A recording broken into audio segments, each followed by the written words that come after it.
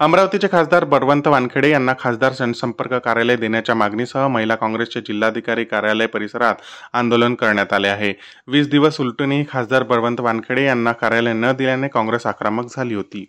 आमचे जे खासदार आहेत, जे खरे खासदार आहेत, जे राखीव होते, जे निवडून आले आहेत, ते त्यांना न्याय मिळालाच पाहिजे। त्यांना ऑफिस देण्यात आलं नाही। जवळपास 15 दिवस होऊन गेले। आम्ही त्यांना ॲप्लिकेशन पण दिलं होतं, त्यांना सांगितलं पण होतं।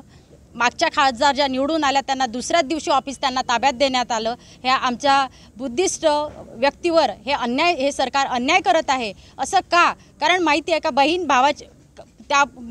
भावाच्या नात्याबद्दल पण बोलल्या गेलं। बहीण भावाची पाठराखण ही करणारच आहे, भाऊ बहिणीची पाठराखण करणारच आहे। हे नेतृत्व आमच्या माननीय यशोमतीताई यांनी हाती घेतलं होतं आणि शेवटपर्यंत हे त्या भावाची पाठराखण करणार आहे। मागे रवी राणा बोलले होते की ते चपला उचलतील। चपला का उचलतील? बहीण भावाची सेवा करणं हे वाईट नाही आहे, हे चुकीचं नाही आहे, हे समजायला पाहिजे। आता या खासदारांनी ढवळाढवळ मध्ये करायचं काही काम नाही आहे। आम्हाला आमचं कर्तव्य माहीत आहे। आमच्या खासदारांना आमचं काम करू द्यायला पाहिजे।